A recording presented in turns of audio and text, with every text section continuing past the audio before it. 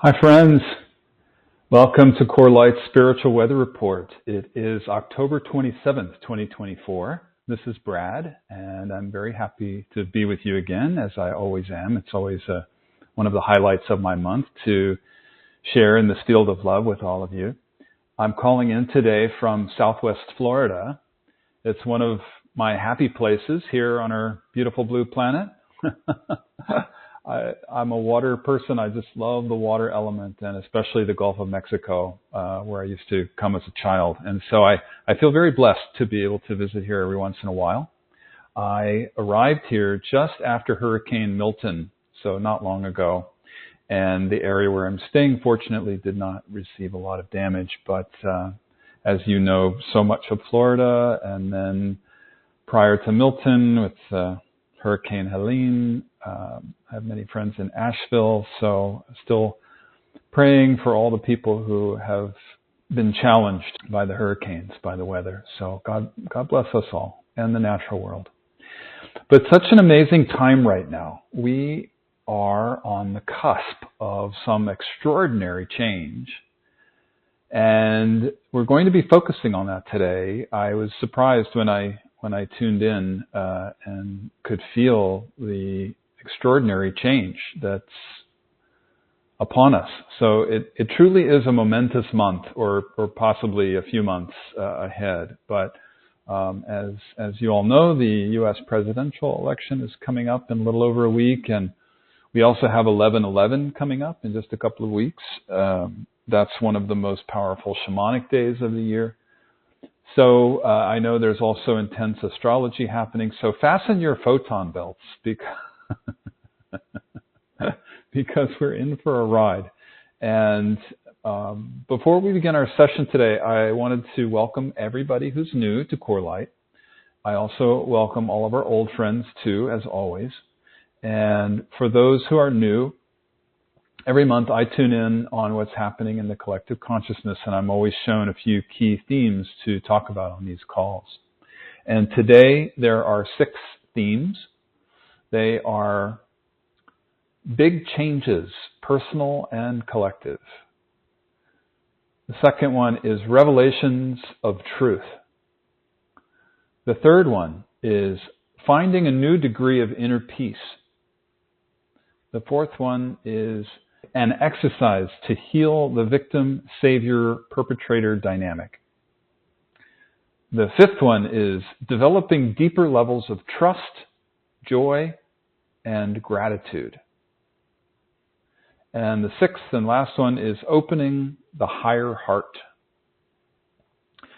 So for anybody who's new to the calls, I start by offering a guided meditation, and then I will speak about the prevailing energies that are affecting us, and also about the spiritual principles that are most helpful for us right now. And then we have always time for question and answers, and we'll close the session with a brief guided meditation or prayer or whatever we have time for. And if you need to leave before the call ends, you can always listen to the recording later. We do send out the link to our email list, and it's also posted on YouTube, and it's posted on our website on the archive page as well, on the free resources section. So just before we begin our guided meditation, a few little updates for you. I'm going to be offering a couple of intimate in-person retreats in South Africa in March and April 2025. And those are open to people who have taken any of Core Light's courses. The April one is for our Brazilian community, and the March one is for English speakers. So if you've taken a Core Light course, you should have received the email invitation by now. And if not, please just let us know, and we'll resend it to you. I also wanted to mention we're about to launch one of the best courses that Leslie has ever taught. It's called The 7 Portals of Spiritual Awakening. And we're planning to open the course for registration in December, hopefully, and then start the course in mid-January, hopefully. And I'll also be offering some live Zoom Q&A calls with that course. So please stay tuned for that. We'll let you know by email, and I'll be announcing it on the November Spiritual Weather Report as well. Let's see. I've been working for a while now on turning Leslie's and my book, The Marriage of Spirit, into a video series for social media. And the plan is to produce a few of the little videos to show you in the first half of 2025. And I'm super excited about this project because it's a vision I've held for about 25 years. And so I'm really looking forward to sharing it with you as soon as it's ready. And I just wanted to let you know about that. The last announcement I have is that I'm also hoping to offer some in-person events in the U.S. in 2025. It's been a very long time, and I'm not sure where in the U.S. or when yet, but I will keep you posted when I know more. So please stay tuned for that as well. All right, and why don't we go ahead and begin with our guided meditation. So I invite you to get comfortable. If you're multitasking, this is a good time to just pause and meditate for a few minutes. We won't be long. But I invite you to sit comfortably or lie down and just close your eyes and take a few long, slow, deep breaths. Breathing in all the light and the life force that surrounds you.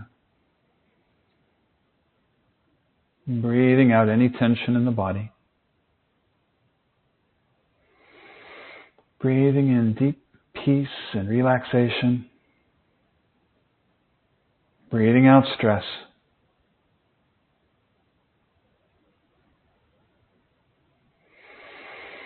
Breathing in the present moment. And breathing out any concerns about the past or the future.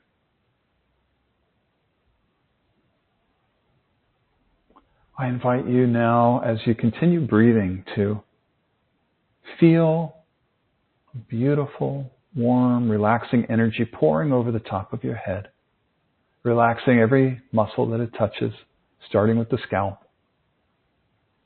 Just feeling all the muscles of your scalp and your forehead starting to melt like butter, like warm butter. Just feeling the tension dissolve all around your head, feeling this warm energy pouring over your eyebrows and over your eyes, your temples, your ears, the back of your head. Just feeling all these places deeply relax and let go. Especially focus on the eyes for a few moments and just feel how this energy relaxes the eyelids and all the many dozens of little tiny muscles all around the eyes. Just letting go. Relaxing the eyeballs themselves. And feeling them relaxing so much that they just gently fall back into their sockets. Completely relaxed and letting go. And feeling this warm, peaceful energy pouring down over your cheeks and your nose and your mouth, your chin, the whole jawline, the back of the head, the neck and the shoulders. Just feeling all the tension melting away. Feeling this energy pouring down over your shoulders and your upper arms, your forearms, wrists, hands, and fingers. Sweeping your arms all the way down to your fingertips, free of any tension. And feeling this beautiful, warm, relaxing energy pouring down over your chest, your upper back,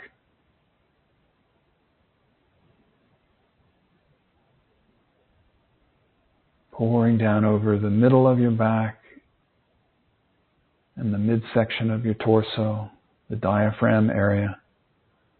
And let's take a couple of long, slow, deep breaths, breathing light into the top of your head all the way down to your diaphragm. Filling up the lungs completely and then letting go with an exhale. Let's do a couple more of those, just breathing light and energy and love in through the top of your head, all the way down, filling up your lungs, breathing all the way down into the diaphragm. Deeply, deeply, deeply, and then releasing the breath, letting go of any tension that you might be holding on to, especially in the diaphragm area. That's an area that separates the third from the fourth chakra, and it's known as Heaven's Gate. So if we can help that area to relax a little bit, it helps us to free up our energy. So one more breath, breathing in through the top of the head all the way down to the diaphragm. Stretching the lungs wider and wider, and then releasing and letting go with the exhale.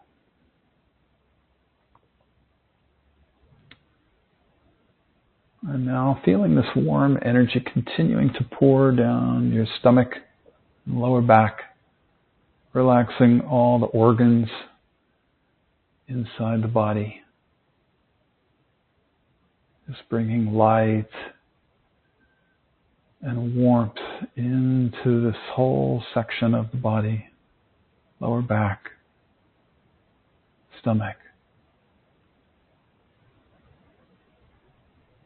and all the way down to the hips, down the buttocks and down the front of the hips along the psoas muscles, feeling your psoas muscles just melting any tension there.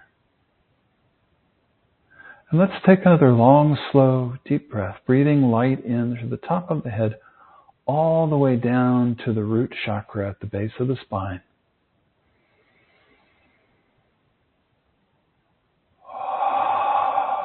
Just relaxing with each exhale, letting go of any tension being held onto in the root. And feeling the energy continuing to drift down the legs, front and back, washing you clean and clear of any tension in the legs, all the way down to the ankles, feet and toes. Let's do one more breath, breathing light and love in through the top of the head and all the way down to the soles of the feet. And with the exhale, just releasing any tension being held onto anywhere in the body.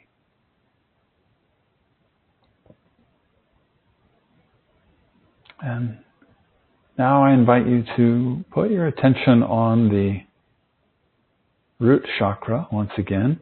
The root chakra, if you don't know, is at the base of the spine, the perineum. And notice how when you just gently put your awareness there, the root chakra naturally relaxes and opens. And it's okay if you are not able to feel the chakras. That's fine. That's normal in the beginning. If that's so, you can just set your attention, your intention and attention that you would like to be able to feel your subtle body. And one day it will happen. And so as you put your attention on the root and it naturally opens, I invite you to drop your grounding cord from there all the way down into the earth. Feeling it going all the way down to the core of the earth, the center point. Some say it's an iron crystal. Some say it's made of other substances, but whatever it is, you can visualize it the way that you see it. I like to see it as a golden core.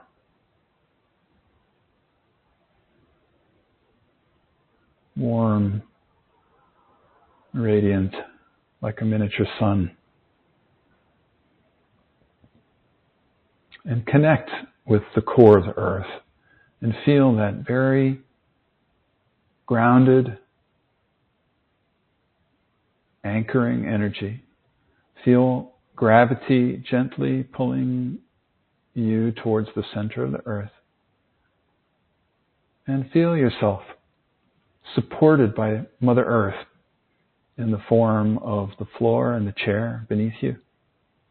And just relax into the embrace of Mother Earth, completely relaxing and letting go.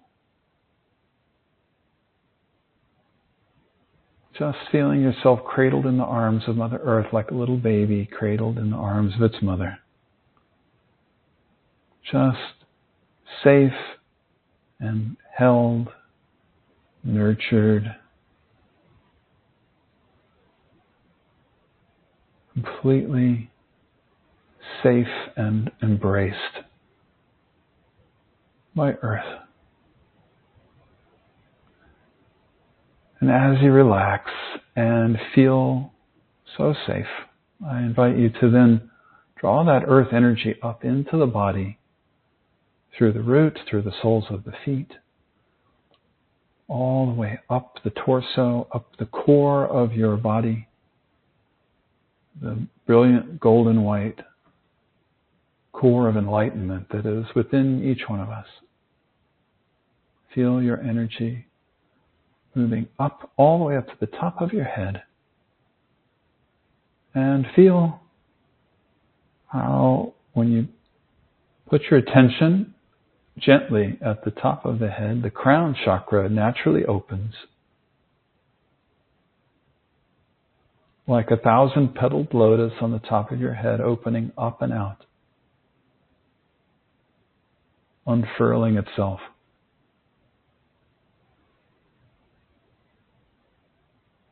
And I invite you to feel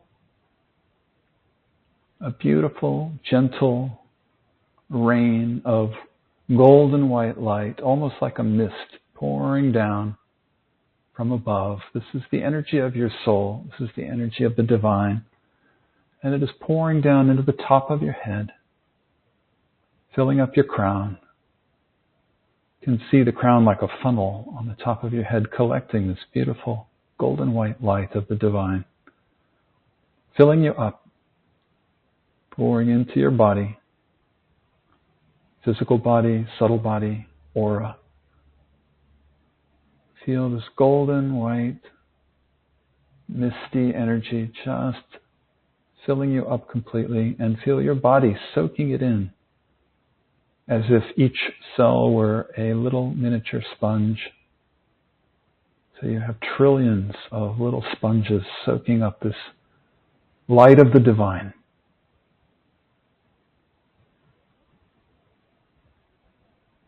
So feel yourself being filled up with light from above and from below. Continue to feel the earth feeding you from beneath. And as you fill up with this beautiful golden white light and love, it's the energy of love. As you fill up with it, I'm going to say a little prayer and an invocation for our call today. We call on the Great Spirit, Divine Mother, Father God, the Self that we all are. We call on all of our highest guides, teachers, angels, all the beings who surround us in the highest love.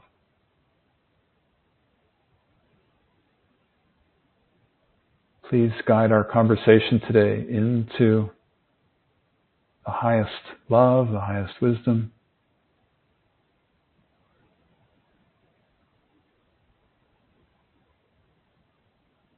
Please hold our hands as we fill up with light from this beautiful field of love, and as we walk out into the world, into our soul's highest purpose.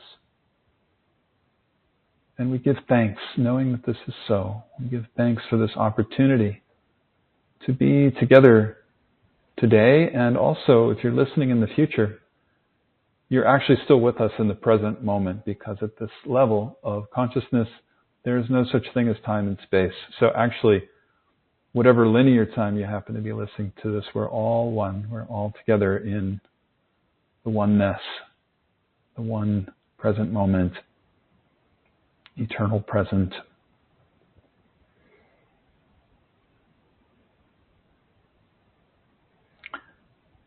Before we close our prayer for today, I'd like to just have us say a special prayer and send a special blessing from our hearts to all the beings in this world who suffer from things like wars, natural disasters, illness, poverty, loneliness, hardship of any kind, especially people of Israel and Palestine, Ukraine and Russia, Asheville, North Carolina, any places on the planet that are named or unnamed, where people and the rest of the natural world are needing support. So we send our love, we send our light out to those places, those people, those beings, the whole of the natural world. We pray for peace. We pray for an end to war on this planet. And we pray to be made instruments of peace and love. And we give thanks. We give thanks for the opportunity to be incarnate in these beautiful bodies on this most precious planet at this extraordinary time of such change, at this pivotal moment between ages. What a gift that we can be here to help midwife a new paradigm of the heart into existence here in human evolution. What a blessing. Thank you. Thank you. Thank you. Alalaho, which means, isn't it wonderful in Tibetan. So thank you, everybody, and I invite you now to slowly bring your awareness back into the room and into your body. Slowly begin to wiggle your fingers and toes. And when you're ready, slowly open your eyes.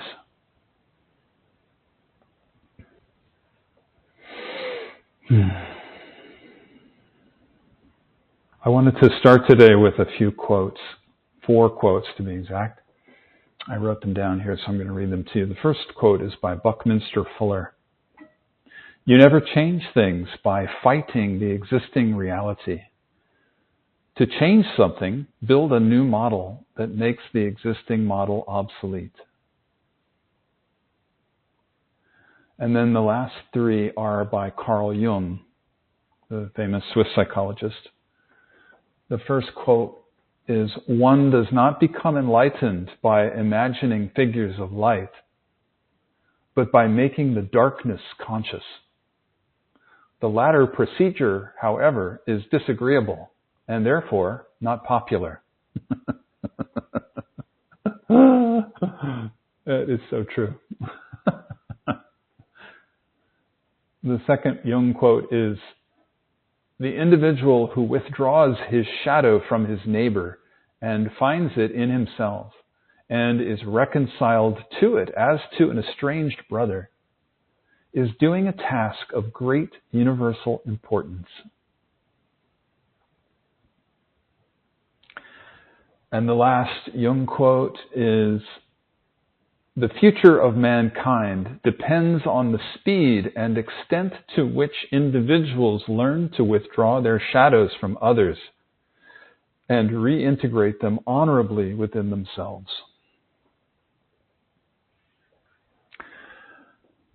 I loved those quotes. I thought they were very powerful. So let's launch into the topics, the themes for today. The first one is big changes, personal and collective. And I have to say, it is quite a wild ride. I wonder if you're all feeling that. The movie that we are in certainly is not boring. This, as we talked about last time, it's It is a movie that we're watching, and we are the stars as well as the ones watching it, as well as being the casting director and the producer. It's our movie in every way. And so, like I said at the beginning of this call, we're on the cusp of some extraordinary changes over the next month or possibly next few months. So we need to fasten our photon belts. The big changes that have been happening have been energetic for quite some time. And the acceleration has been happening for decades, as probably most of you know. And in the past few months, there have been some seismic shifts energetically, and I've spoken about those in some of the previous spiritual weather reports. In fact, some of them have felt like disturbances in the force. And now, so many people I know are feeling almost exactly what I'm feeling, which is that the physical changes are coming very soon as a result of all of the energetic changes that we've been going through. Nobody knows what they're going to look like, but if you're sensitive, you can feel that the changes are imminent. And one of the themes that came through to talk about today is that the changes will be big. So let's talk first about the collective changes, because those will have their effect on our personal lives. So obviously, one big event coming up in a little over a week is the U.S. presidential election. And no matter who wins that election, it's going to have its effect on the collective. And not just the U.S. collective, but the whole world. And that's because the U.S. is a dominating force in the world, as I know most people know. But I think whoever wins, there are going to be a lot of people, especially Americans, who get very upset. Most people feel so strongly about one side or the other that I think no matter who wins, it's going to be a really challenging time for a lot of people. The U.S. is so divided, and the polarization is so extreme and becoming increasingly extreme that it's as though there are two completely different realities that exist simultaneously, side by side. And it's so extreme that most people, I find anyway, are not even able to talk about it. This is a phenomenon we've never experienced in our lifetimes. At least I've never experienced it in my lifetime. I don't think anybody has. And where most people literally avoid the subject of anything that might be remotely construed to politics, because the two realities are so far apart from each other that there's almost no way to bridge that gap. And so, you don't want to talk about it unless you happen to know that maybe somebody agrees with your point of view, because it's just so contentious, right? I mean, it's been, the word I keep using is surreal. Even though there's just one set of facts, the spin on it is so polarized that people are living in completely different realities depending on whatever media they're taking in. Recently, I heard a trance channel online talking about this, and they were saying that this is going to continue in this way, and eventually the polarization will become so extreme that we won't even be able to see or hear the other people who exist in that other reality. And it kind of boggles the mind, I mean, to think about it this way, but in a way it does make sense. I mean, it's kind of already happening. We can feel and see this distance that's being created energetically between the two sides. And most people I know find themselves spending less and less time with the people in the other reality. You know what I mean? I wonder if you've seeing what I see here. It's like the two sides have been drifting apart for a while, but now the speed of it is accelerating, and I can see how if that continues, if the acceleration continues, the distance between them will be so extreme that it could become an impossible gap to bridge. So I wonder if that's happening to you. I would love some feedback. If you care to write to me about that, I'd like to know what you're feeling. I think I'm naming the obvious here. I think most people know about this. And so what we'll talk about today is what this means for us, on those of us on a conscious spiritual path. What does this mean? And how can we use this time for our spiritual growth and evolution? And also, how can we help other people through the challenges that this brings up for everybody? So anyway, back to the subject of the election. I think it's important to say that whichever side wins, whether it's the blue team or the red team, it is obviously going to have its impact on the world. And so I don't want to downplay that effect that it's going to have, but I think it's also really important to acknowledge that the U.S. election is not the only thing that's going to bring about collective change. And it might not even be the most significant change. Honestly, I have no idea what this means, what it's going to look like, but it's a very strong perception that I'm getting. I mean, I'm not seeing details, and I don't know that anybody really knows, but I think that the changes are not going to come from the top down.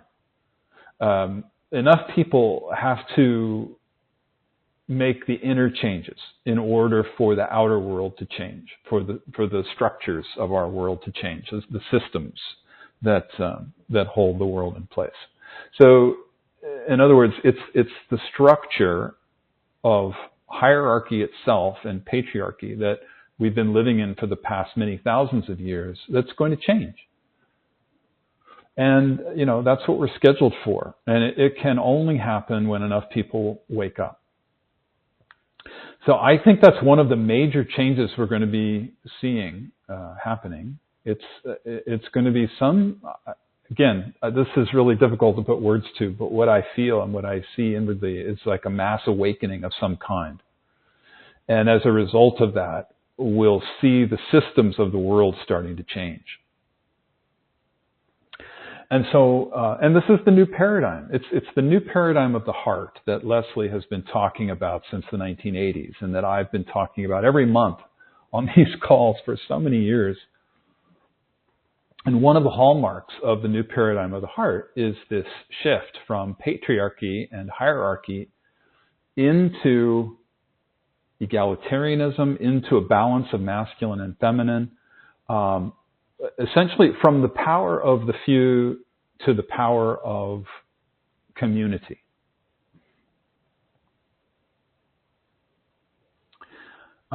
Let's see. I think another aspect of the big changes that are coming will be, this is the next theme, revelations about the truth of our world. And those, I got those exact words very clearly, revelations about truth. We've not really known the truth about this reality that we're living in.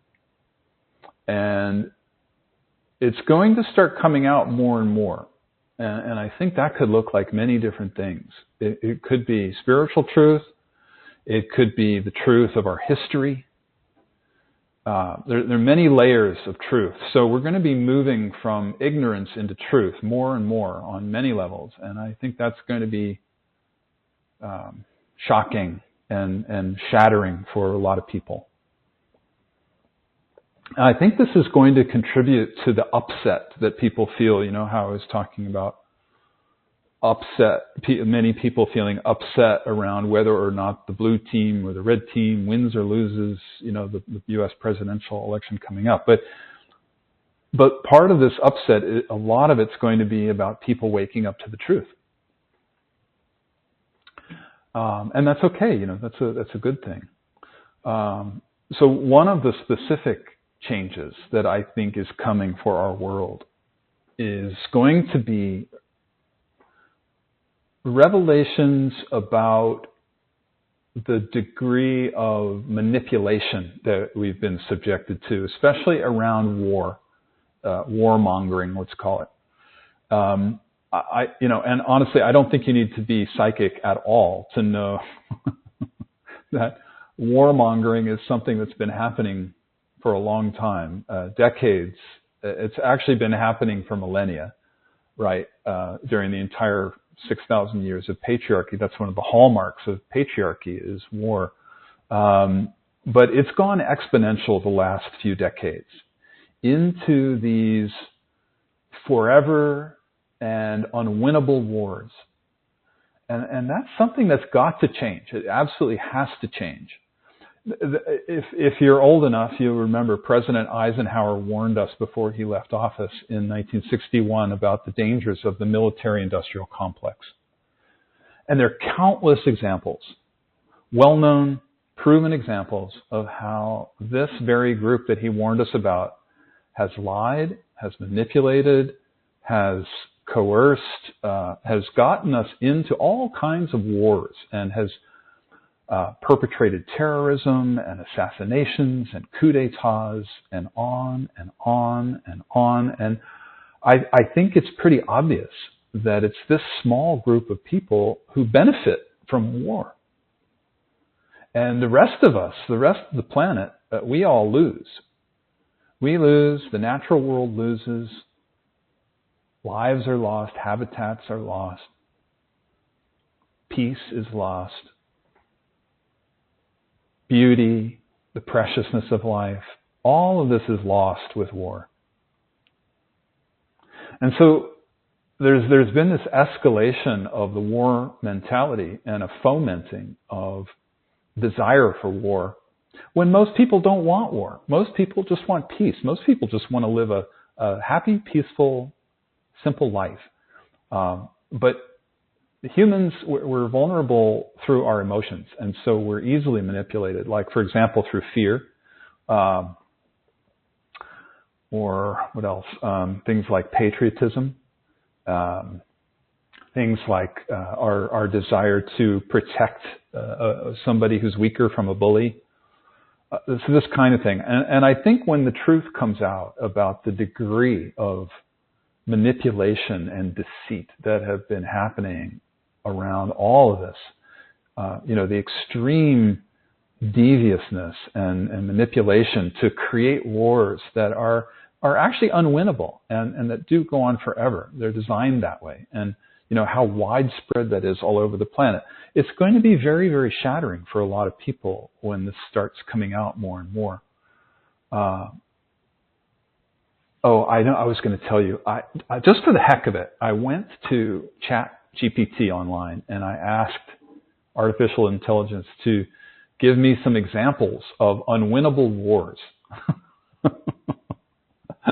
And we had this little back and forth exchange, and it was very interesting. First, it listed 3 wars that it said were unwinnable. And it was the Vietnam War, the Soviet-Afghan War, and the war on drugs.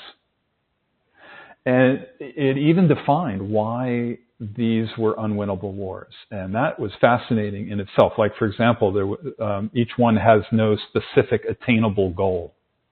And there was a whole bunch of criteria for what is an unwinnable war. And just for the sake of time, I'm not going to go into the details. But if you're interested in that, you can just go check that out for yourself. But the next thing I asked the AI was if the war on terrorism was an unwinnable war. And I would imagine that you'll guess that it said yes. And it actually listed, it didn't just say that yes, it listed a whole bunch of reasons why it was an unwinnable war. And so then I asked, isn't it true that the only way to win a war is through shifting our consciousness into peace? And I have to read to you, I made a copy of what AI said about that. I wrote it down here, so let me read it to you. AI says, absolutely. Shifting our consciousness toward peace is arguably the most profound and sustainable way to quote-unquote win a war. When societies choose to prioritize understanding, empathy, and collaboration over conflict, they address the underlying issues that often fuel violence, such as inequality, fear, and unmet needs. Here's why this approach can be so powerful. And then it listed 6 subjects, and there were a lot of very interesting and relevant points mentioned under each subject, but I'm not going to read those just to save time. I'm just going to read the 6 subjects. Number 1, this is why the approach can be so powerful. Number 1, addressing root causes. Number 2, promoting dialogue and empathy. Number 3, reducing the cycle of retaliation. Number 4, creating sustainable security. Number 5, fostering global cooperation. Number 6, building a culture of peace from within. And there's one last paragraph I'm going to read to you. The article, the little conversation ended with this. Lasting peace begins with individuals shaping how we interact with each other. Education, social systems, and community values rooted in peace encourage individuals to choose nonviolence and empathy over hostility. I could not believe it. I thought that was such a brilliant answer. Isn't that amazing? And I can't help but think that if AI knows this, I mean, then the warmongering mentality of the military-industrial complex doesn't have a chance of survival. I'm not to be naive here. It looks like things are probably going to get worse before they get better. I don't know, but this is certainly going to be a long-term process, and warmongering is not going to vanish overnight. But the mentality of peace is the direction that we're heading in. And it's a huge collective change that we're destined for as a species, despite how things look in the world right now. Like I was saying, my intuition is that this is going to begin with some revelations of truth, and they're going to happen soon. Again, I don't know what this is, but it's just a very strong intuition that I felt I needed to share today. And there's so much more that could be said about the major collective changes that we'll be going through. But I think for now, why don't we shift gears and let's talk about some of the personal changes that we're scheduled for.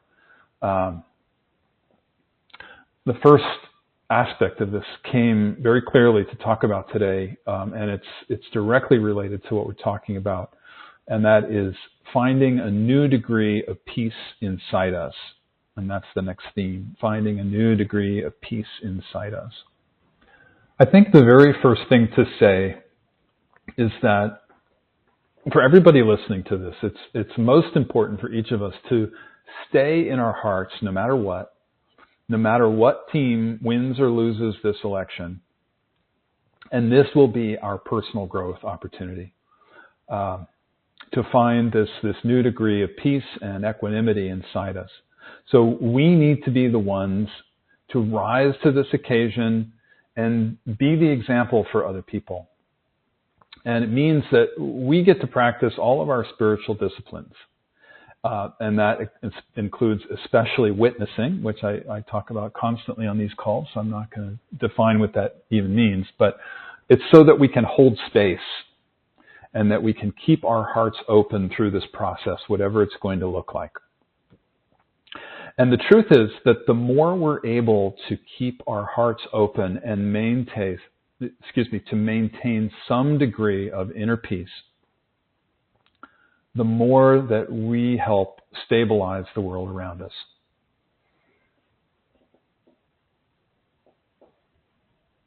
And it's also personal.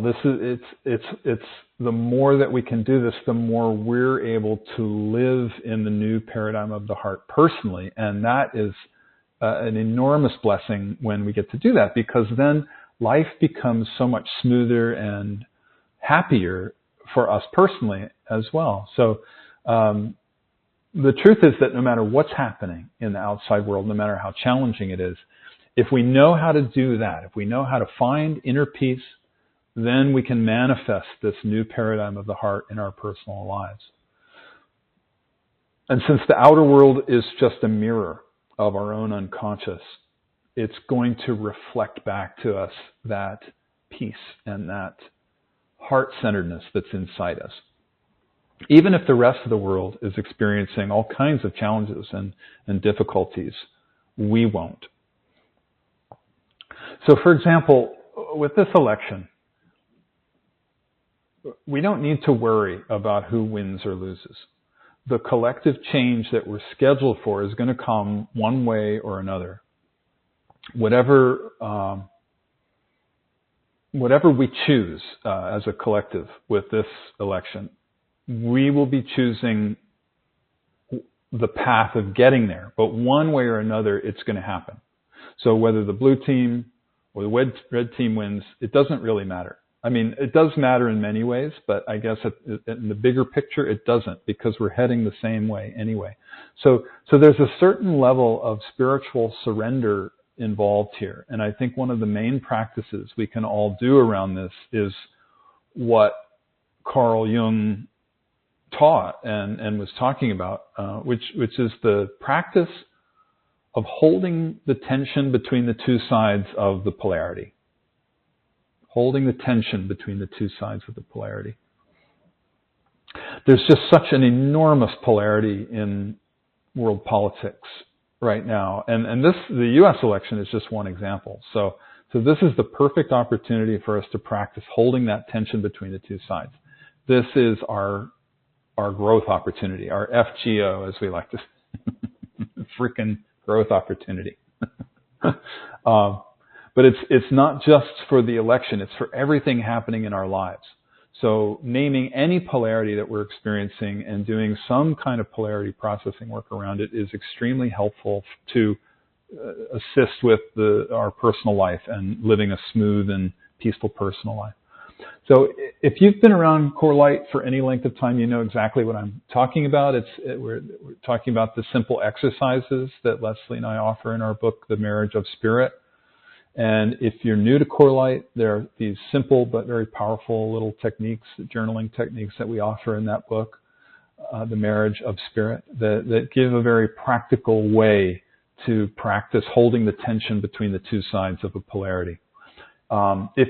If you just want to get through the day with some degree of peace and happiness in your life, this is a very powerful way to do it. And it's through working with the polarities. So, actually, if you look at it from a broader perspective, what we're doing is we're making the unconscious conscious. And that's why I quoted Jung at the beginning of this call. In fact, I think I'm going to read those quotes again because they were so powerful. I just want to read the 3 Jung quotes once more. So let me pull them up here. One does not become enlightened by imagining figures of light, but by making the darkness conscious. The latter procedure, however, is disagreeable and therefore not popular. I especially like that one. The second one is the individual who withdraws his shadow from his neighbor and finds it in himself and is reconciled to it as an estranged brother is doing a task of great universal importance. So in other words, we cannot underestimate doing this work of integration, of polarity processing. And the third and the last one. The future of mankind depends on the speed and extent to which individuals learn to withdraw their shadows from others and reintegrate them honorably within themselves.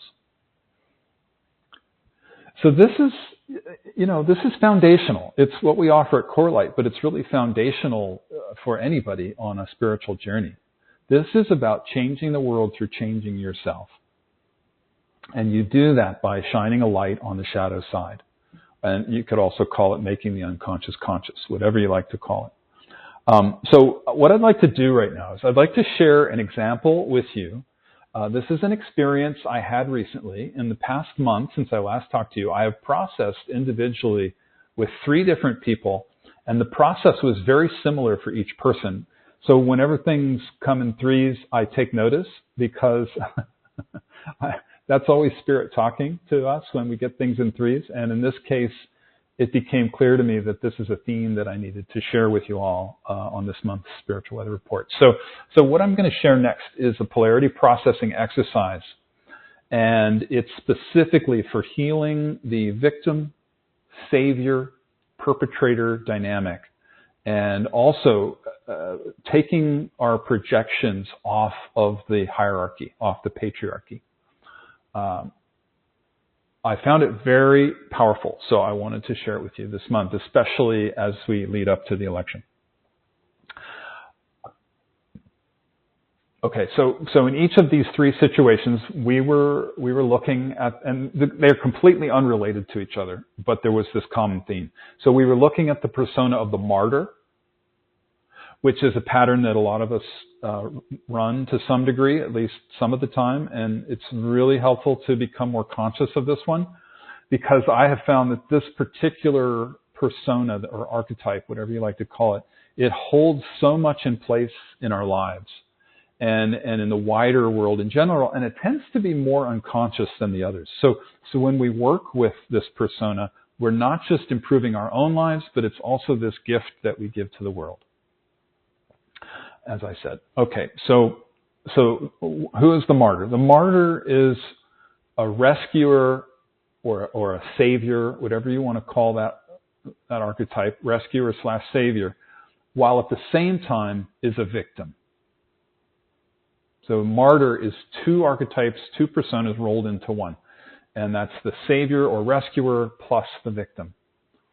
And each of the 3 people that I was working with were explaining to me how they were aware that they'd been living out that persona of the martyr in some way. And so the martyr, there are 3. I've processed the martyr a lot myself in my life. And so what my knowing is that the martyr usually includes 3 core qualities. And I'm going to read those to you. Number 1, self-denial. Number 2, self-sacrifice. Number 3, burden-bearing. Self-denial, self-sacrifice, and burden-bearing. Those are the 3 core qualities of the martyr persona. So very often, the pattern is not uncommon for women, especially mothers. But it's not limited to them. It can be anybody. Like I said, I raised my hand. You know, I was really good at that persona for a long time, for a major part of my life. But I did get through it. So I was sharing with each of these people my own journey of processing and healing this persona in my own life, because I did spend quite a bit of time clearing it. And I had some significant awakenings around it. And a lot of it had to do with what I'd call religious past lives. And many of us have had religious past lives. And they happened especially during the Dark Ages, but even more recently with Calvinism and Puritanism, for example, and many others. And they, of course, are still around today. So in those lifetimes, we believed that we were born to sin. And that's known as the doctrine of original sin. You might have heard of it. And the purpose of life in those times was to purge yourself of sin, because otherwise, when you died, you would go to hell for eternity. And the way to purge yourself of sin was through pain and suffering. So then the purpose of life became about finding ways to experience pain and suffering so you could purge yourself of sin and therefore not have to go to hell for eternity when you died. And I mean, it's like, it sounds crazy, right? It just sounds absolutely insane. But this was normal. This was the normal prevailing belief just a few hundred years ago, and it was just a way of life in those times. And in fact, I know people who still practice this today. You might as well. I know in South Africa, there's this one place where there are a lot of fundamentalist Christians, and at Easter time, there's this several mile long pilgrimage that some people do it by crawling on their bare knees and ripping their knees to shreds till they're bloody, or they carry a giant cross so that they can experience the pain and suffering like Jesus did, because it's the way to get redeemed for your sins, and it's a way to get to heaven, so-called. And so this belief system of needing to suffer, to somehow be worthy, that's been around for so long, and it's just so intense that it's in the collective consciousness of humanity. So even if you don't think this affects you, even if you weren't raised in a religion, if you don't believe in past lives, or you don't think you had any, I can tell you that this does affect you. It affects everybody because it's there in the global collective. And so it's exerting its effect on everybody all the time, whether we're conscious of it or not. So it's helpful to get to know it, to process it, and let it go. And so when I was processing with these three people, we were exploring all of this. And specifically, we were looking at the opposite side of this persona. And I suggested a few things. I want you to think for a moment, just think about what would you say is an opposite side to this persona of the martyr, who is a victim and a savior and a rescuer all rolled into one. Can you think of an archetype or a persona that might be an opposite to that?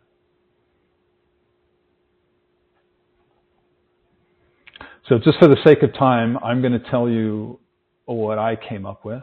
I came up with a few. Personas like a narcissist, or a hedonist, or a psychopath, or a sociopath. These are all potential opposites. And the way that works is that a narcissist is somebody who is excessively focused on themselves, right?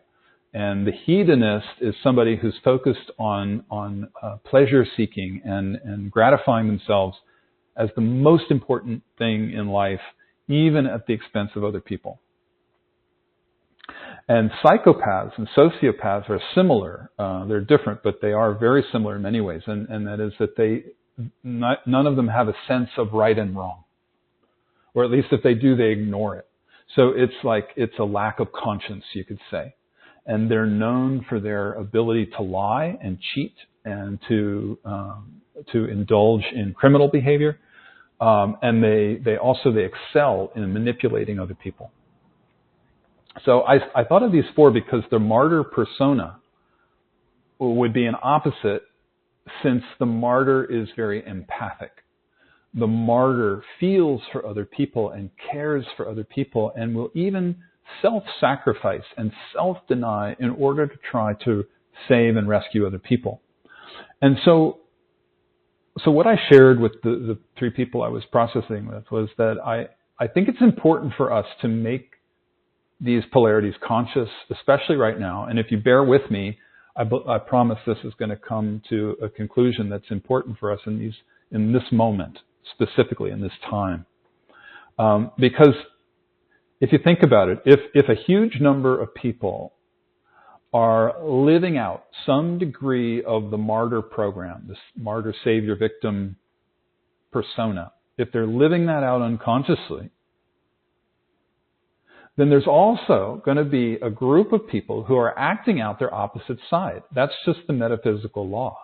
And the opposite side would be these other archetypes, these personas of the narcissist, the hedonist, the psychopath, the sociopath.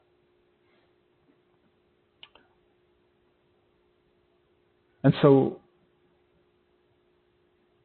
don't you think that the hierarchical system that we've been living in for so long is controlled by people who fit that description? I think this military-industrial complex group the politicians and the corporate powers and all the people at the top of the hierarchy who support that system of war for profit. They have to be psychopaths and sociopaths. Don't you think so? I hope I'm not alone in this. It just, to me, it seems like a natural conclusion that the way things are going, that's pretty obvious. So I think for today, I got really strongly to share this with you as we prepare for this U.S. presidential election. And I thought it might be a good idea to actually flesh out what I just said, to make a little polarity process with you as an example of all that I've been talking about here. So I wrote down 2 lists of words that I'd like to read to you. And that's how this practice works. You make a list of words that describe what you're feeling or thinking, and that's your conscious side. And then you find the opposites, and you make this opposite list, and that is your unconscious side, which is getting acted out by the world around you. So it's a simple way of making the unconscious conscious, and that's the point of this, because when you make the unconscious conscious, you wake up to the whole picture. You're no longer just living out half of the picture and wondering why the hell other people are misbehaving so badly. So anyway, I think the best way to learn this is just to jump in and do a polarity process. So if you're new, we'll just do that. And if you want to know more, I invite you can read about this particular practice in our book, The Marriage of Spirit. And that's available at corelight.org on our website or on Amazon or any bookseller. So I'm going to read to you the 2 columns of words that I wrote down, and I'm going to read them 1 row at a time. So in other words, the first word that you hear is from the first column, which is the martyr column, the martyr persona column, and then the second word you hear is its opposite, which is going to be from the column that I'm calling the psychopath/sociopath column. I'm sorry, I'm laughing. It's funny to me. And it's not funny. So I'll go down both lists in that way. Okay, so under the martyr, the very first word I wrote was victim. And under the psychopath/sociopath, the first word I wrote down as an opposite to victim is perpetrator. Victim-perpetrator. And the next one would be savior. And what do you think the opposite is? I wrote manipulator. The savior rescues other people. The manipulator takes advantage of other people. So that's how I came up with that. There's no right or wrong to this. You can put down whatever you want. This is my way of doing it to give you a sense of how it can be done. The third polarity is selfless versus selfish. The next one is self-denial versus self-indulgence. The next one, self-abnegation versus self-aggrandizement. The next one is self-sacrifice versus hedonism. And this is a short list, by the way. We're halfway there almost. So I'm not going to go on and on, but this is just to give you an idea. So the next polarity is empathic versus narcissistic. So empathic is feeling or caring for others, and narcissistic is feeling or caring only for yourself. Burden bearing versus taking no responsibility. Worthlessness versus conceit. And let me explain worthlessness for just a moment. The reason that worthlessness goes under the martyr column is because I remember when I was raised in the church, the Anglican Episcopal Church, and there was a prayer we used to say that I think is probably said in a lot of the denominations, but it goes something like this. O Lord, we are not worthy so much as to gather up the crumbs from under thy table. But thou art the same Lord whose property is always to have mercy. And then it goes on from there, and this sort of like, as the priest is saying it, he's beating his chest and he's bent over, and it's this, like, what I remember, the energy of it was like, I'm worthless, I'm worthless, I'm worthless. As an adult, when I started waking up, I was thinking like, well, wait a minute, that's just not true. That's false. We are not worthless. That's that original sin thing. So anyway, worthlessness goes in that column for that reason, because it's part of the overall archetype. The next polarity is false humility versus egotism. The next one is inferiority versus superiority. The next one is shame versus, what do you think the opposite of shame is? It's a good one. I used arrogance. And the shame comes because the martyr has shame for being a sinner, original sin. And the next one is guilt versus criminal behavior. And the way that works is the guilt of the martyr is because of the original sin. You know, we're guilty at birth. And then the psychopath, sociopath, exhibits criminal behavior because they have no belief in wrongdoing.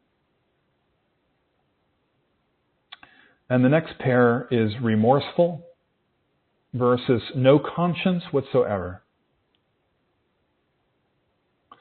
And the next polarity is, in the last one, disrespect of self versus disrespect of others. Whew, okay. On that cheerful note, I wonder if any of that resonates for you. If you're still listening, I'm guessing that you can relate. Maybe even just a little bit. You can recognize just a little bit of some kind of martyr patterning in there. And there's a lot more we could name, but I'm going to stop there just for the sake of time. Like I said, this was just to get the process started, that you can, see how it's done and get more, do some more on your own if you want to. But I hope it gives you some ideas, and it shows you a little bit about how the polarity processing works. So there's one last step in the practice, and it's the most important part, and that's the offering up and the prayer. And that we'll do that at the end of the call, and that's where we let the whole thing go. We give both sides of the polarity back to spirit, and we call on grace for healing and rewiring. And it is amazing how powerful this practice is, because we're really,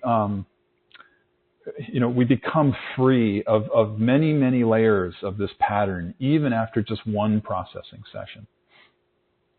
And one of the benefits of the work is that it helps us to, like I said before, we take our projections off of the outside. It's an empowering way of owning that everything in your world is a part of yourself. And so, we feel less like a victim of the world. And we see how it's all connected, how our conscious and unconscious sides are like two sides of a coin. And they go together, right? There's not one without the other. And so the practice that we've done today is specifically a way of helping us take our projections off of politicians, off the military-industrial complex, off all the people at the top of the hierarchy.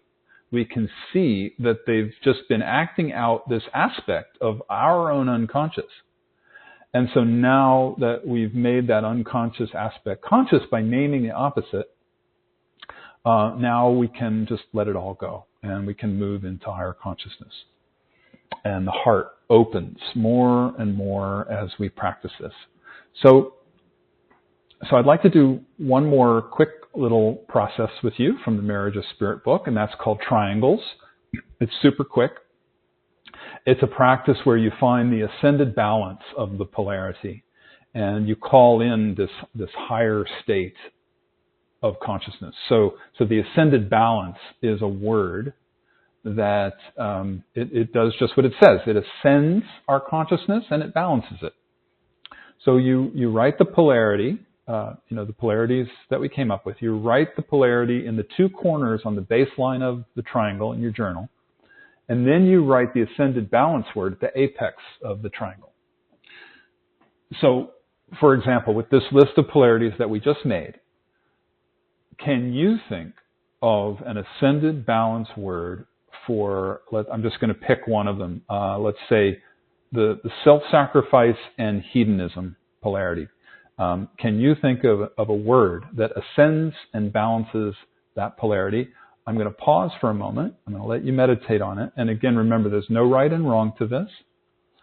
We even, in our Marriage of Spirit book, we have a list of sample ascended balance words. So if you get stuck, you can choose a word. But I'm just going to let you reflect for a moment.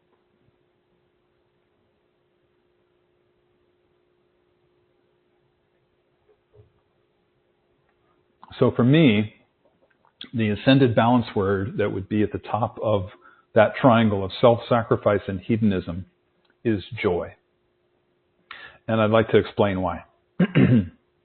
So on the one side, you've got self-sacrifice. And that's not necessarily a bad thing or a good thing, no judgment. But if it's draining you, self-sacrifice that is, then it's something that you need to take a look at and heal. And, for example, like we're all making sacrifices all the time. Just making any choice between different things is you're sacrificing whatever you don't choose. So if we're sacrificing in a way that's really out of balance, that's a win-lose, and we get drained. And instead, it needs to be a win-win, and it needs to be feeding us energetically. So, like, for example, if a mother is, if she's making a sacrifice of her time and her energy for her child, she might do that with so much love and so much joy that it absolutely feeds her instead of draining her. And so sacrifice, in and of itself, it's not necessarily out of balance. But I think by using that word, joy, for the apex of the triangle, it ascends and balances that polarity. It makes it a win-win. It makes it an experience that's feeding us energetically. And also, the opposite side was hedonism, opposite of self-sacrifice. And that is the pursuit of pleasure above everything else, even at the expense of other people. And so joy would also ascend and balance that. Joy is a very high spiritual state, and it encompasses both of those opposites. Okay, so for the sake of time, I'm going to stop there. If you like this, you can do more triangles as home practice on the rest of the list. It's very powerful to do that, but I just wanted to give you one example to give you a start. So let's move on for the sake of time. The next topic, I'm getting it out here in my notes, is it's directly related to the process that we just did. And that is that it's a great opportunity right now to make a new commitment or a renewal of our commitment to developing deeper levels of trust and joy and gratitude. So whenever we go through times like we are right now, where there's significant change, these are three qualities that really serve us well. And I know for me personally, they've been so incredibly helpful lately. So I've been using them as like a daily mantra for the past couple of months or so. And I just remind myself of them throughout the day by saying the words trust, joy, gratitude, trust, joy, gratitude, and feeling them inside me, inviting them in. It's very comforting. It's very reassuring. These are all examples of ascended balance words that you can use at the apex of the triangle practice. And I think the importance of the first one, trust, is that trust is an antidote to fear. And there's quite a bit of fear going around right now in our personal lives, in the collective, because of change. Even if you're not experiencing change in your personal life, at some level we can all feel this massive change that's coming, and that coupled with any significant personal changes that you might be going through, as I was saying earlier. So practicing trust is especially helpful if you've got any fear going on around change. And we can trust that no matter what changes happen, we know that these are the times that we incarnated for. We were born for this, we were made for this, and we can trust that there's a perfection to all of it, and that Spirit is in charge here. No accidents. Life is being done for us, not to us. And we can trust that we're here to hold these higher vibrations while the world goes through, whatever it's going to go through. We're the midwives. We're the midwives of this new paradigm of the heart, and that starts inside each of us. So we're here to help birth this new paradigm of the heart by holding the space of the open heart and by holding the tension between the two sides of the polarities and just trusting in the perfection of however this is going to unfold.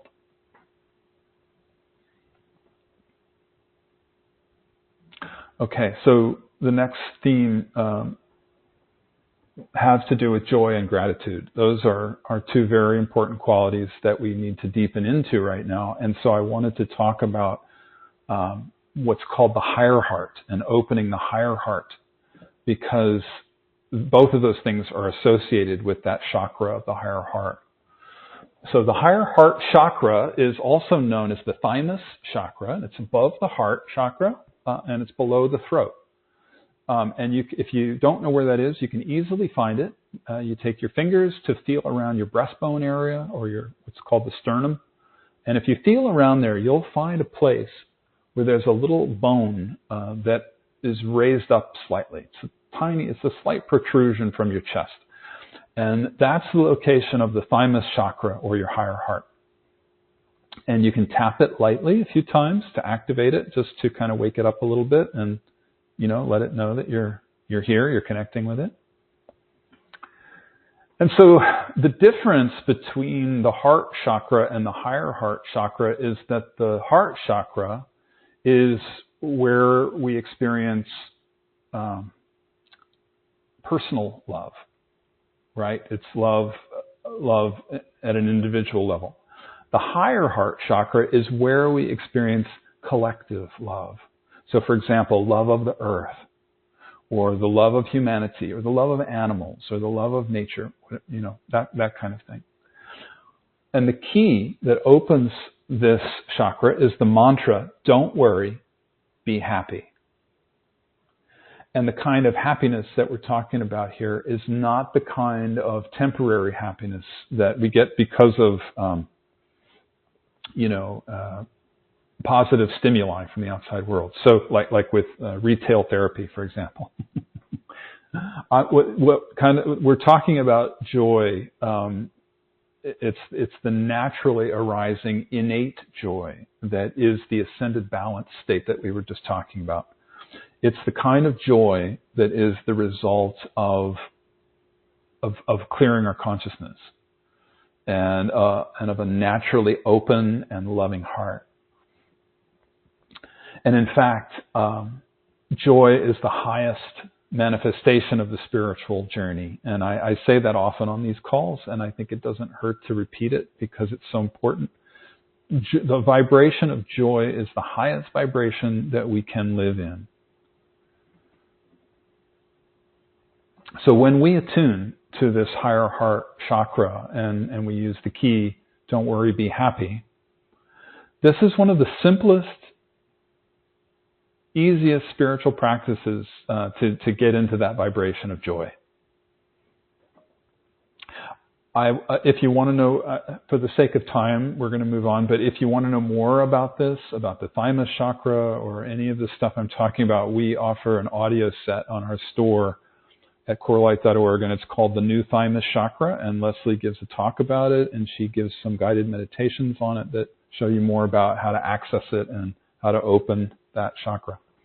And we also wrote a chapter about it in our book, Returning to Oneness, which that's also on our web store at corelight.org, or it's on Amazon or at any bookseller. All right, we're almost complete for today. To close out, I feel like it's important to talk about one more very simple, very easy spiritual practice that helps us to embody the frequency of joy. And it's about appreciating the simple things of life. Simply having gratitude for everything and taking great pleasure in the smaller things of life. Just like pausing to notice the beauty of things in the everyday world. So, like, for example, I've been taking a little extra time lately to stop and appreciate every little thing I can. So when I make coffee in the morning, I smell the grounds and I just enjoy the ritual of it. And I make what's called bulletproof coffee, and it's a delicious way of making this drink. And so I savor the creaminess of the bulletproof coffee. And when I take a shower, I just linger for a little while and just give thanks for the warm water, that I have warm water. And not everybody gets warm water. And aren't I blessed to have warm water and a bed at night and a roof over my head? And I think, what if coffee were no longer available? What if it became a luxury item? I mean, I'm so happy that I really get to enjoy it today, and I have a whole bag in my cupboard. And then I take a walk, and I stop, and I feel the sunshine on my skin, the warmth, and the deliciousness of that. And here in Southwest Florida, I walk by the water, and I see the sparkles on the water, and I stop, and I just gaze at the sparkles. And I close my eyes, and I listen to the waves lapping against the shore and the little sweet bird calls. And then I stop, and I hug a coconut palm tree by the water, and I just thank it for its beauty, and I feel its energy, and I have a conversation with the tree. And then as I walk home, I usually, will smile at people, and they smile back, and I just feel the joy of that connection with another traveler. So I know that this is such a simple spiritual practice, but it's so powerful, and it's a great reminder that we get a choice. We can choose our experience. We can't control the outer events of our world, but no matter what happens, we can choose where we put our attention. As meaning, like, we can choose, if we want, to focus on the anxiety, right, or the fear that we might have around an unknown future, or we can choose to focus on the trust and the gratitude and the joy and any of the other ascended balance states that we want to, the heart-centered states. And so we have control over our response and our attitude. And in fact, that's what determines our quality of life. How we respond to change and how we respond to challenge. And so this is the great FGO, the great growth opportunity of this amazing time that we're living in. It's to practice holding our hearts open no matter what. And we're so well equipped for that. We have all the tools we need. We've been given so many wonderful tools. So I'm going to close there for today, and I want to wish you the best with these practices. And let's move on to questions and answers. So first of all, I just want to thank you very much for the questions and the heartfelt sharing that you send to me. I really love hearing from all of you. I so appreciate your questions and your sharing, because they really give me a feeling for what's happening. In case you're new, the way this works is that you can email questions in advance to courses@corelight.org. And it's not possible for me to answer all the questions, but I do read them all, and I do get to as many of them as I can. And if your question doesn't get answered by me, the answer always comes from somewhere, whether it's a book or a dream or, another teacher or somebody will answer you somehow.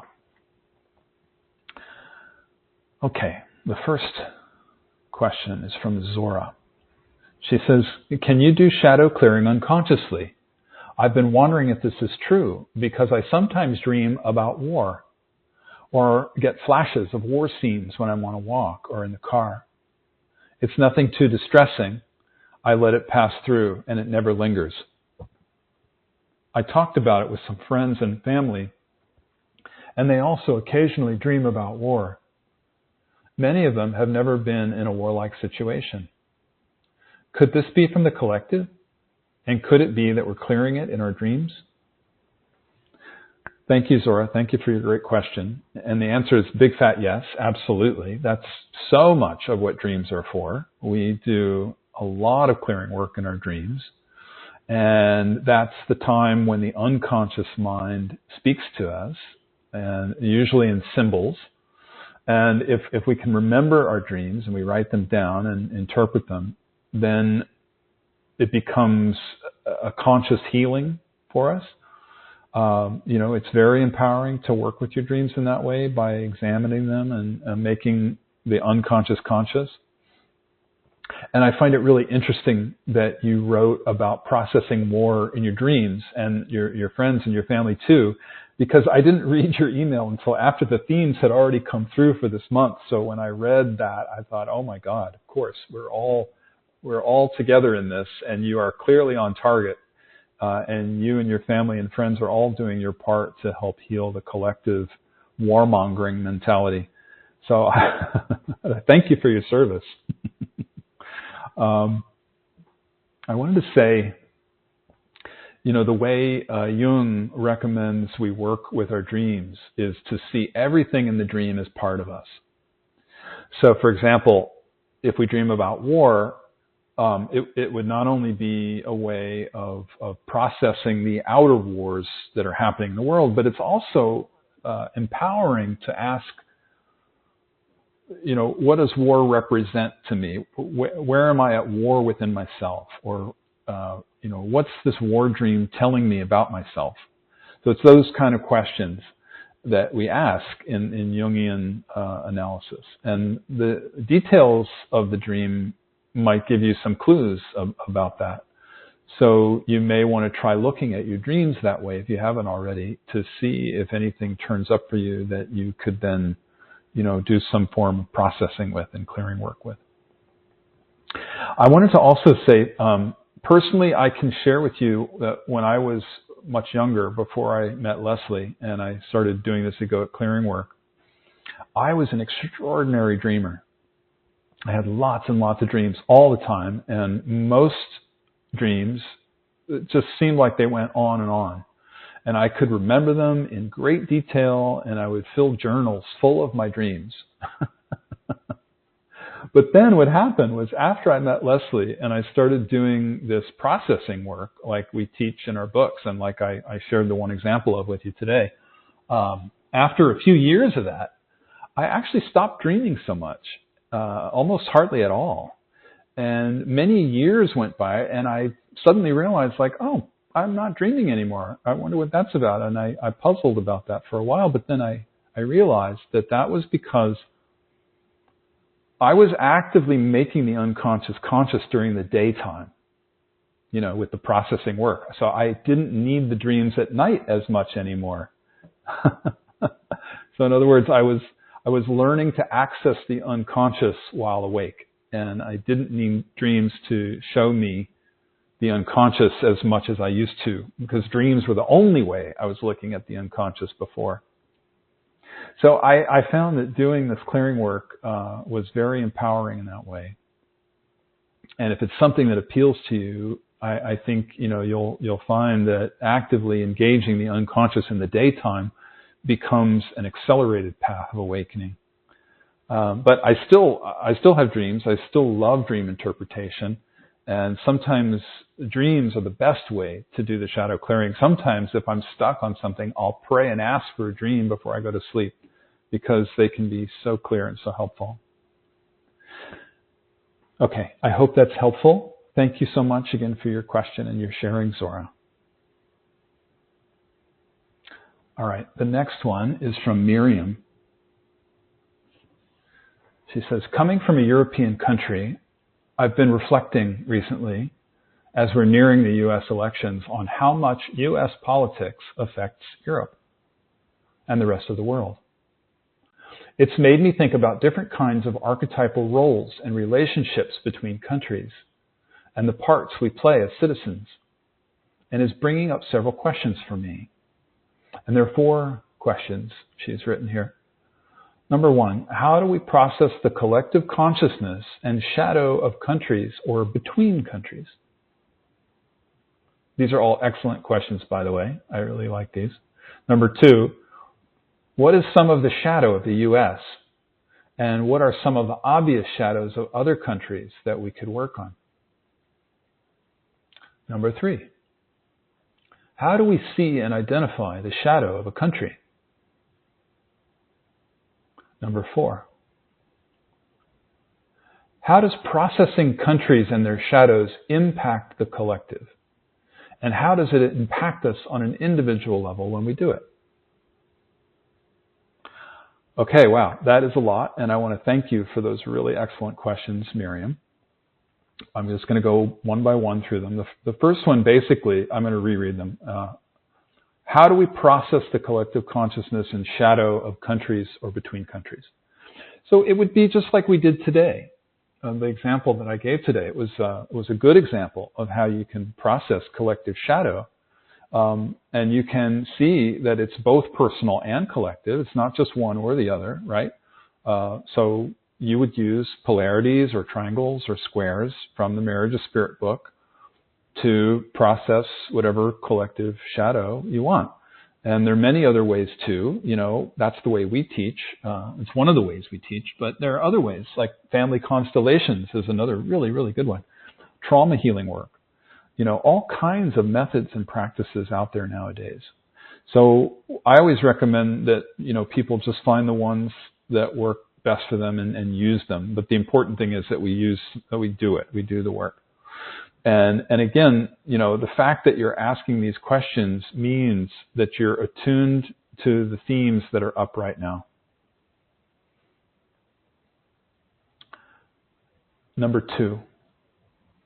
What is some of the shadow of the U.S.? And what are some of the obvious shadows of other countries that we could work on? Okay, well, today we processed one huge shadow of the U.S., the psychopathic warmonger.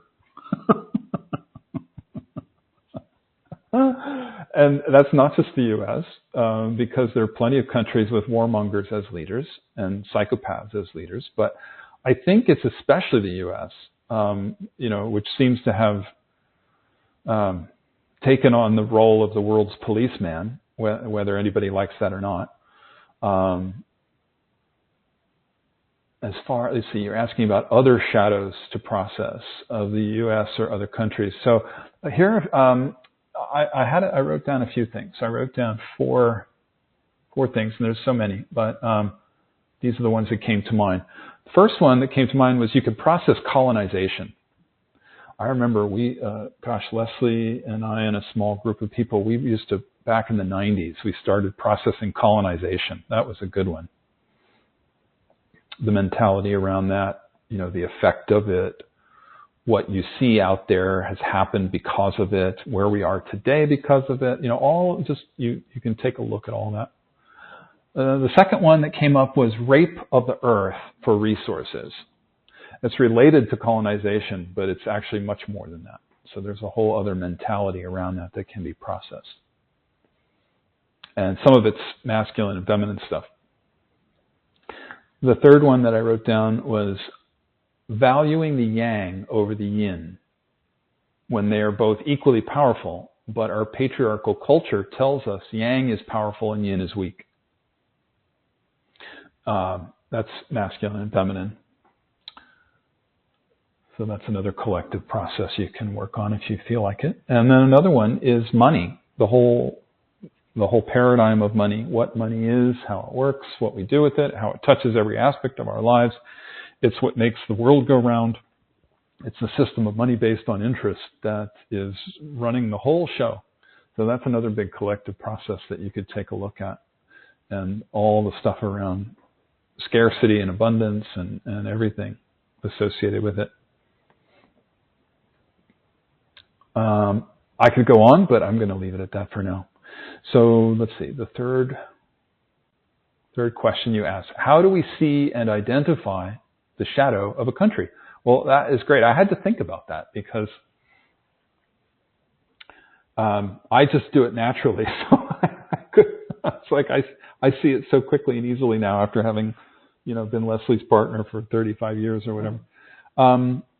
What I would say is that if you ever feel victimized, or if you see other people being victimized, or let's call it, like if you don't think of it as victimization, like any sense of unfairness or imbalance in any way, there's going to be some shadow there to deal with.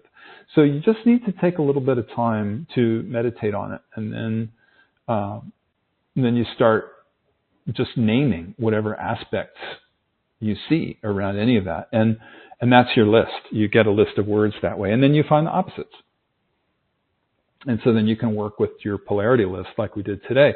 And then there's another way. Another way is if you're aware that you have a fear of something, like a fear of a country, like let's say you fear the U.S. domination, or you fear one of the candidates or one of the parties or something. If you have a fear, that's one corner of a square. And then you can extrapolate that and find the other three corners, and you can do the square. I'm not going to take time to explain that. If you're new to Core Light, you don't know what a square is. It's also in the Marriage of Spirit book, but I know most people on the call have done these, so you know what I'm talking about. All right, the fourth. I'm realizing we're running out of time, so I'm just trying to move here to get all the questions answered. Let's see, the fourth one you wrote. How does processing countries and their shadows impact the collective, and how does it impact us on an individual level when we do it? So when you do the processing work, whether it's personal or collective, there's always an impact. Whether you're aware of it or not, whether you're conscious of it or not, I think that's the key. Even if you don't see the fruits of your labor, even if it doesn't look like there's been any change in the outer world whatsoever, and even if you can't feel a shift, you can always trust that you've made a difference. There is a shift that happens always. I remember that was one of the first questions I had for Leslie about this work, because it can feel very disappointing, like it's an uphill battle and I don't see the change, and we get kind of disconsolate. And she was very clear with me. She said, look, she sees at such refined levels. She said, just be aware. There's always a shift, whether or not you're conscious of it. So you can always trust that you've made some difference. There's been some kind of impact. So I look at it as it's sort of like you're adding your little grain of rice to the scale. And when enough people have added their little grain of rice, eventually the scale tips. And that's why it's called a tipping point. And so I think that's what we're all about to experience in the coming months ahead, maybe years ahead, but it's not that long. We're here. We're reaching a critical mass right now, and the scales are starting to tip. They're tipping in favor of the light.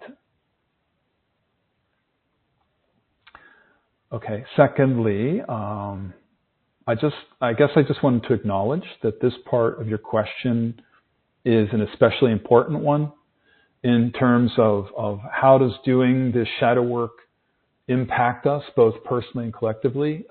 It's important to remember that when we do any kind of personal growth work, we're also affecting the collective, even if we don't know it. And the reason for that is because what is a collective? A collective is just a group of individuals. So when you work individually, you're also offering your gift of personal healing to the collective.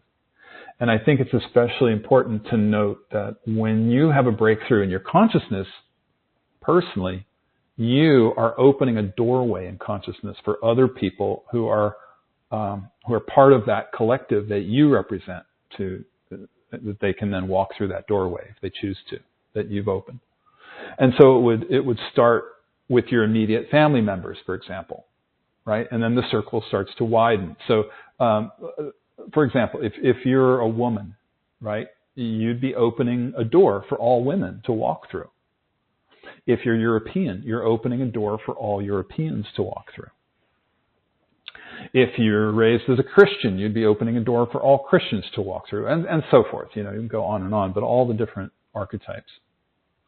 And I wonder if you've ever experienced going through some kind of shift and then watching somebody, like generally it's your family members, go through a similar shift after you have. I've watched that for myself so many times, like especially with my father. I don't know why, but my father and I are so connected. I remember when I first started doing this clearing work decades ago, back in my 20s, I used to process my work situation because I was very unfulfilled at work. And I processed it to the point where I would then manifest a change of jobs. And I would get a better job, a more fulfilling job every time. And every time that happened for me, it was inevitable. Within a few months of my job change, my father would also change jobs. And he'd get some much better, much more fulfilling work, more lucrative work, whatever it was.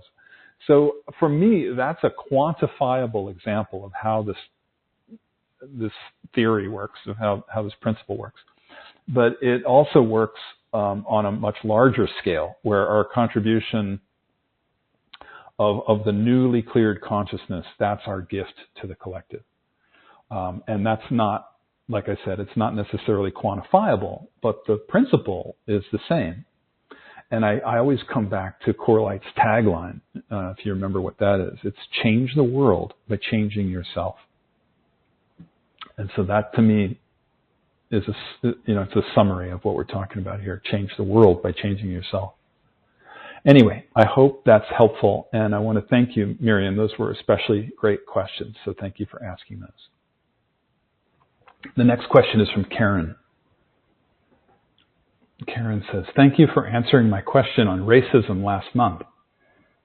I'm wondering if when a black person clears the victim-tyrant dynamic from their consciousness, does that result in no more racism in their life? And there's a whole lot of question marks after. Does it disappear from their experience? A lot of question marks. No more mirroring of hatefulness in their world. A lot of question marks. So great question, Karen. Thank you. So there are different levels to your question. So on the one hand, yes, it means that they might experience no more racism in their personal life. And certainly they're going to experience less of it. And if they do experience racism in their personal life, what happens is that their response to it is completely different from the way it was before, because they've got mastery over their response to it. They're not locked into a response that is dictated by some kind of behavioral pattern, some kind of egoic structure like anger or hatred or revenge or whatever it is. So they can choose to respond to racism in whatever way they feel is appropriate in that moment. So, for example, they might want to respond with unconditional love and forgiveness to try to melt the person's heart, or just because that's what comes out. Or they might feel like, no, this is a time when I need to match them with anger. Or they might have some words that are somehow perfectly suited for that moment, that are able to change the mind of the perpetrator or the people around, or anyway, it's whatever is appropriate in the moment. That's the beauty. That's the gift of doing this clearing work, is that you have the gift of choice. You're not locked into a pattern of having to do something, like a knee-jerk reaction to anger or whatever it is. So on the other hand, Does that mean that they're never going to see racism happening ever to any other people on the planet? Well, no, of course not.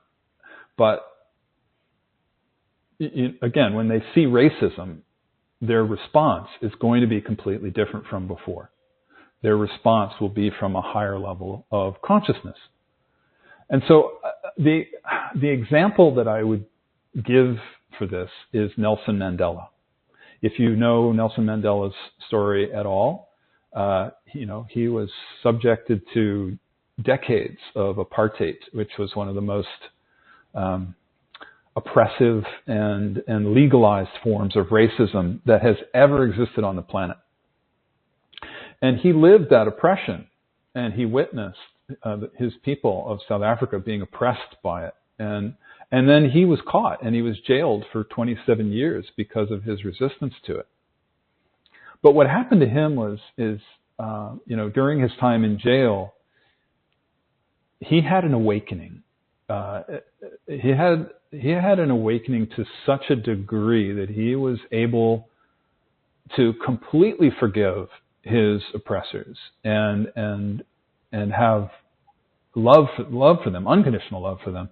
So his response to apartheid and to his oppressors completely changed because of that awakening. And so what happened to Nelson Mandela? Do you know? I mean, he became, well, it makes me cry to talk about it.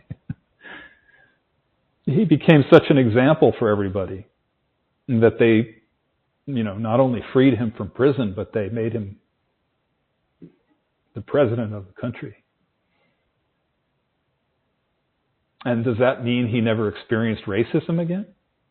No, of course not. He experienced racism, but a lot less of it.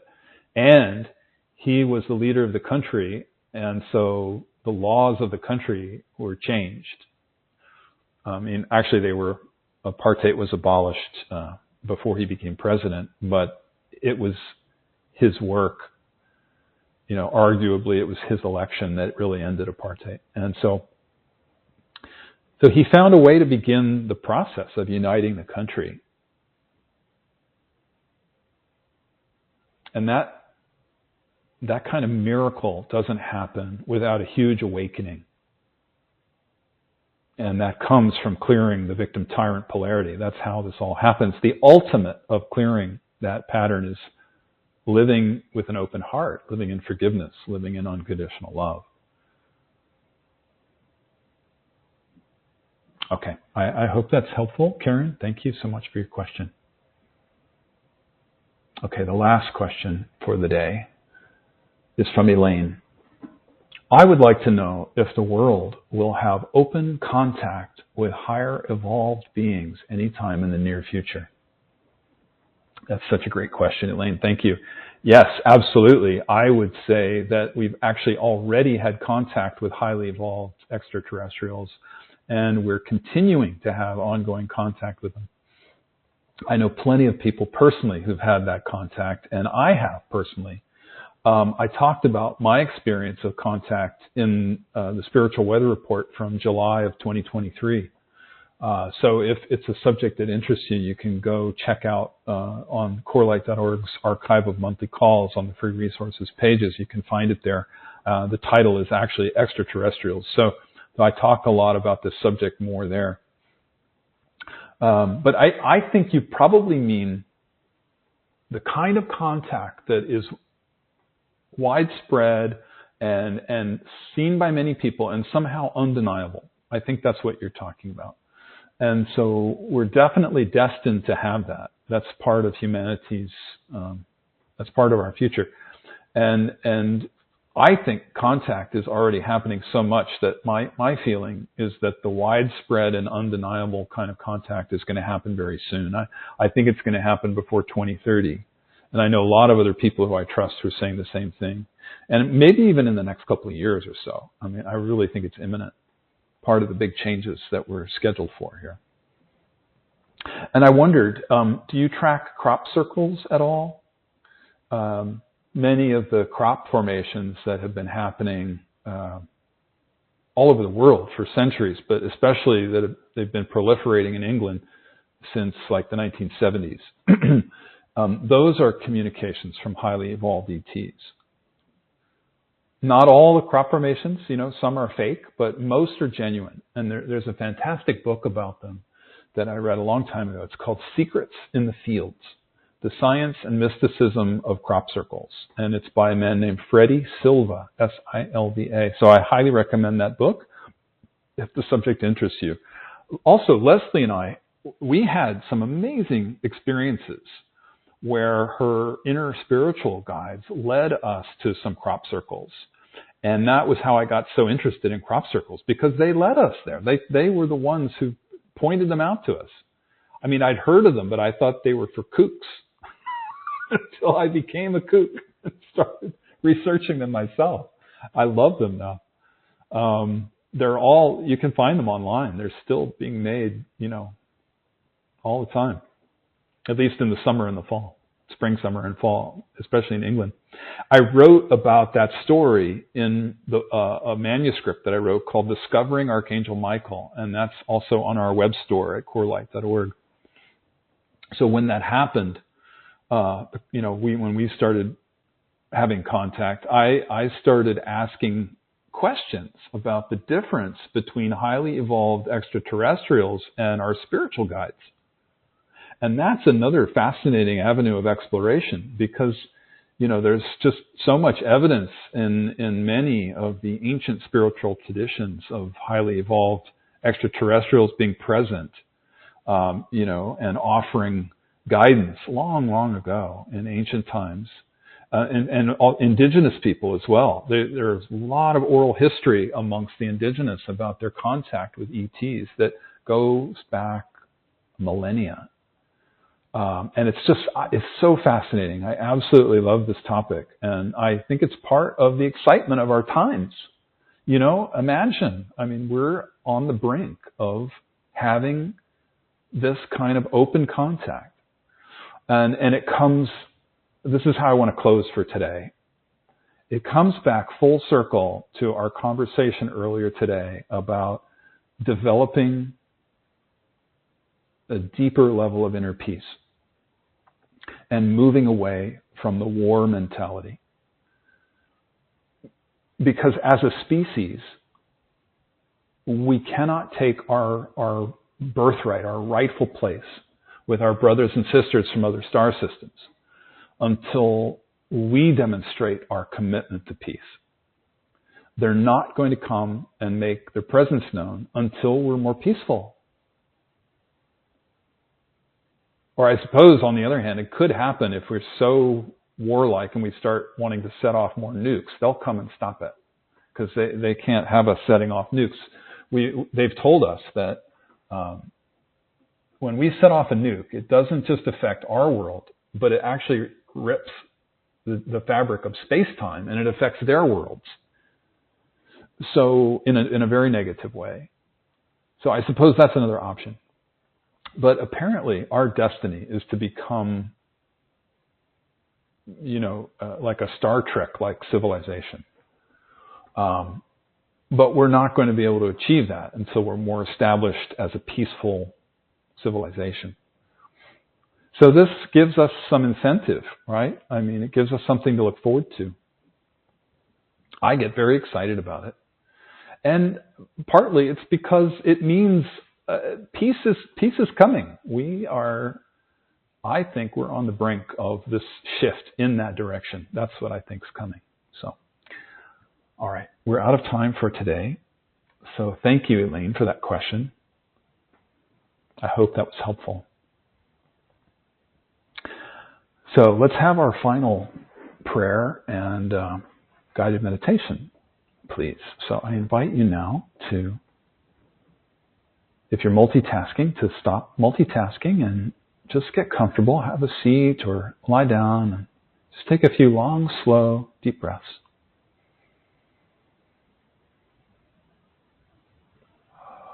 Deeply relaxing with each exhale. Breathing in all the light and the life force that surrounds you. Just feeling this beautiful field of love that we're surrounded by.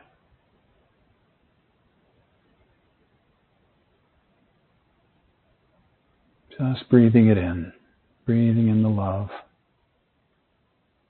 breathing out any shadow or any tension that the conversation might have stirred up for you. And so we're making an offering now. We're giving back to Spirit the list of polarities that we named earlier in our call today. The martyr/psychopath list that is about the victim-perpetrator, savior/manipulator polarities. So we're giving all of those imbalances back. We've made the unconscious conscious, and so now we're free. We're finished with our work, and we now let it go. We release it, and we call on grace to please come in and rewire us, support us as we call in the ascended balanced state of joy, trust, gratitude, all these higher states. We call them in to replace the imbalances of the polarities. And we give thanks knowing that this work is going to be done for us now. Is done. And lastly, we make yet another prayer for peace and an end to war on this planet. Please make us instruments of your peace. And where there's war, may we sow peace. Please also protect and inspire everybody who's working for universal peace. We pray for courage and protection for all whistleblowers, all people who are involved in the search for truth and universal peace. For all the people in government and positions of power, please bless them, protect them, inspire them. And a special blessing goes out to all the people we prayed for earlier, the people in the world who suffer from war, especially Israel, Palestine, Ukraine, Russia. Every other place that's affected by war is not named. We pray for all the people of the Asheville, North Carolina area, the people of Florida affected by hurricanes, Georgia, all the southeast of the U.S. And all the people and all the rest of the natural world, all around the world, are affected by natural disasters or war, hunger, drought, famine, illness. We send out a big blessing of love and light, healing energy. And we give thanks knowing that this is so, with deep, deep gratitude for this opportunity to be together today in the field of love and to share this beautiful heart space with everybody, with our brothers and sisters that we can't see around the world. Thank you. Thank you. Thank you. Alalahu. And so now I invite you to come back into the room, into your bodies, slowly, slowly beginning to open your eyes when you're ready. So thank you, everybody. Thank you once again for coming today or for listening. Whenever you're listening in the future, you are with us today. I thank you all, and I just send you so much love and gratitude, and may your practice over the next month be filled with joy, filled with peace, filled with trust. And it's bound to be a whole new world next time we gather. So look forward to that very much. In the meantime, many, many blessings. And bye for now.